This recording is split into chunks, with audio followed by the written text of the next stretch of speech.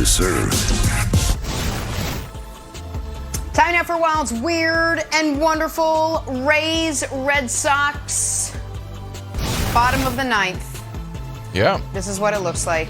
So PK sick Hernandez of these guys. lifting this one to center, deep enough for the runner to tag up and score. Send the Boston Red Sox to the ALCS. As PK would say after the game, we surprised everyone but ourselves. Pretty wonderful.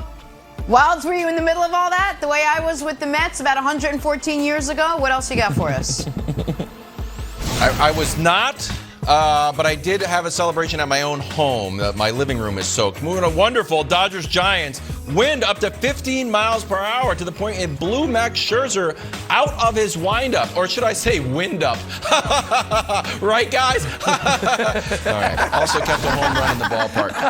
Giants win 1-0. Weird. Nets and Phillies. Nets and Philly. No Kyrie and no more foul calls for Harden. I think this one could have gone too far. I actually think this was a foul, but now the pendulum has swung so far for Harden that he's not going to get these calls. Eventually, even now, I could see this one going too far for too much. Anyways, 21 points for Harden in a few minutes. Moving on to the wonderful Clippers Timberwolves. Terrence Mann to Keon Johnson. This is the Charles special. Clippers lose, though, so nothing too new there, and that's a weird and wonderful from the national pastime. That was a hell of a play. Really good.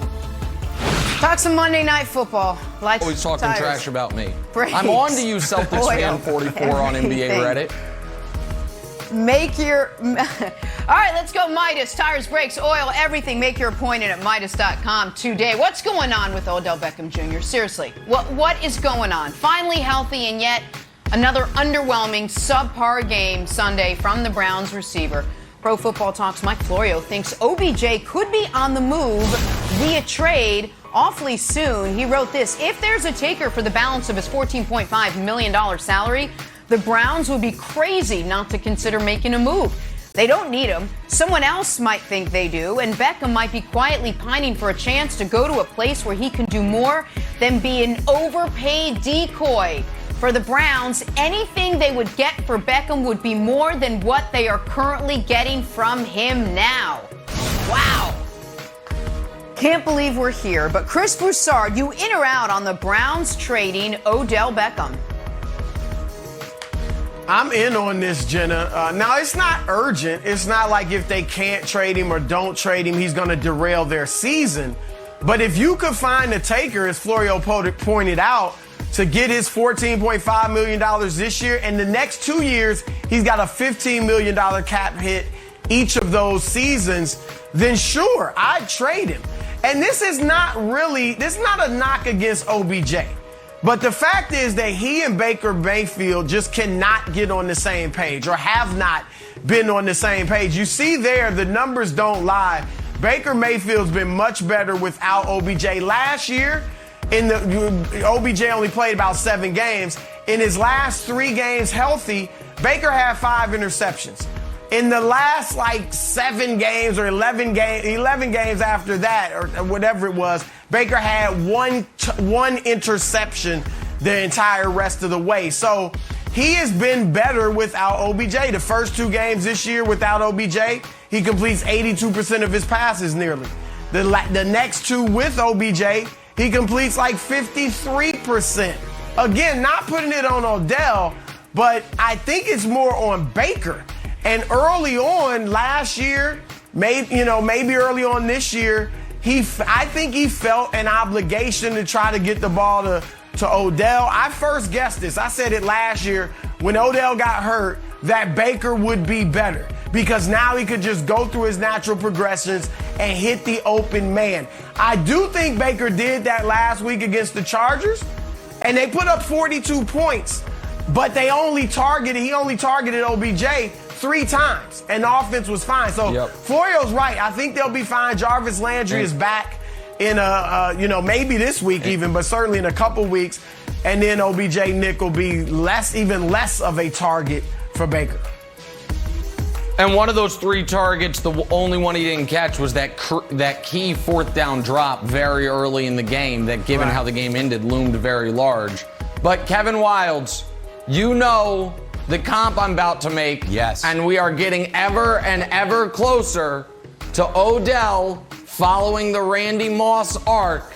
And that is amazing. Goes to a lesser team. What the hell happened to you? Then goes to a GOAT-style quarterback. Amazing. Now, I know what the audience is thinking. Nick, you're going to send him to the Chiefs. As much as I would like to, and Odell would love Kansas City, I must say I'm not sure what the Chiefs need is an offensive player right now. However, another GOAT-level quarterback. You think? What about Aaron? Mac Jones. What about Aaron Rodgers? Oh. Send Odell to Green Bay. You send him out of the conference. I understand Aaron loves the receiving core this year, but he'd love it even more with Odell. That Packers team since week 1 has been great. This would give them an infusion. They have the draft capital to do it. Send Odell to Green Bay. I'm in on this. It has never fit with Baker and the Browns. And by the way, they scored 42, as Broussard mentioned, with Odell doing nothing. They're a running team, and they're going to take some shots. It's a misallocated asset, Wilds. Look, it would be smart. And if Aaron Rodgers wanted Odell, all he would have to do is put out a tweet or say something to McAfee, and would put the Packers brass in a tough spot. Like, we're supposed to, listen to Aaron. We got Randall Cobb. He's playing great. Like, maybe we'll make this happen. I could see a few things, but I'll give you 3 things. One, I would love to have him in New Orleans with Broussard's MVP, Jameis Winston, especially since Michael Thomas is still on the pup list. I think that offense would come alive, but they don't have enough money. I get it. Obviously, every football story, I am trying to add, 100 players to the Patriots. That doesn't really work either. What about this one, though? What about the Giants? Why don't you come on home, Odell? We just saw Jamie Collins come back to New England, and he was great. What do we have Training camp's in full swing, so is J.R. Smith, not in the NBA, but definitely in full swing. Made his debut for the North Carolina A&T men's golf team. J.R. shot 7 over 78 Monday, round 1 of the Elon Phoenix Invitational Tournament in Burlington, North Carolina. JR wasn't given an exemption or a free pass. He had to qualify for this tournament like all the other golfers. In fact, his head coach, Richard Watkins, said this about how competitive JR is. If you want to find out how good a golfer really is, put the word tournament or money in front of the round. Hey, coach, not the case with JR. The word money not getting him to play any harder. JR pulled into the tournament, not on the team bus, if there was one, not in the car that I had when I was in college, my old beat-up Mazda Miata. That's Broussard's Not car. in the car Marnie had, where she had to hold up the rearview mirror because it kept falling off. Guy showed up in a Bentley. Full-blown, more expensive than my kid's education, loaded Bentley. Just boss move, JR. Boss move. Hope he at least, show up in that ride. I hope he at least brought a few teammates with him.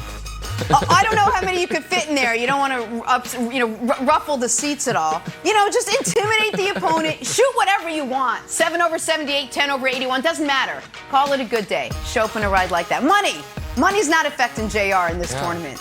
The Elon Phoenix Invitational. That is a sweet ride, Jenna. Tournament. The Elon Phoenix Invitational. That is a sweet ride, Jenna. We'll talk about it later in the show. So he's got a few options of what he's going to do here. Maybe he's here just for a little while to, stop from, getting his money taken away from him. That's one option. Maybe he shows up and says, ooh, my back hurts. Oh, I have an undiagnosable back injury. I showed up, but now I'm going to go rehab it in LA. That's an option. Or this option from NBA Reddit, which might be the best idea I've ever heard in my entire life. If Ben Simmons really wants to get traded and get his money, he should return to these Sixers and exclusively shoot threes from our buddy QWERTY and a bunch of letters there. Okay, this is a fantastic idea. Now, Ben has only taken 34 career threes. A lot of them just heaves at the end of a half or the end of a game. Usually not the end of the game. That would be a bad play call. Usually the end of a quarter. This is a wonderful idea. You want me to shoot threes? You got it. And Broussard, not without precedent. Don't forget, Kobe was criticized for shooting so much. So in a playoff game, he's like, all right, I'll pass. You want me to pass? I'll pass. I'll be Kobe Bryant. See how much you like it. And afterwards, what happened? Oh, you know what? The national, you should shoot. We're sorry. We apologize. So Ben, get out there, fire away. Seth Curry, you sit down, fire away until all of Philadelphia says, we're sorry. Maybe you should just drive the lane and play good defense. We apologize. Brilliant idea. Hey, don't be so It's surprised. great. There could be ulterior motives here, Nick. Well, see listen, the what I'm three more happening. focused on is this. There is a $1,000 bounty for the first viewer that finds Wild's undercover NBA Reddit handle and sends it to me. It's not at Kevin Wilds, but the fact that he's on there, no. You're not just a lurker, you're a poster. You probably talk mad trash about me under Celtics fan 44 or something. So what, Wilds? What's up, buddy? Calling timeout for fault. It's Celtics fan. Hey. No one has Celtics fan 44. You have Celtics fan 33 Yes, or 00 Danny for the Ainge. Chiefs. No, Danny Ainge was Yeah, Celtics it's Danny 44. Ainge, what are you yeah. guys talking about? You're That was exactly Danny right. Ainge's Well, That's exactly number. right. That's why I said 1987. That's your handle. I think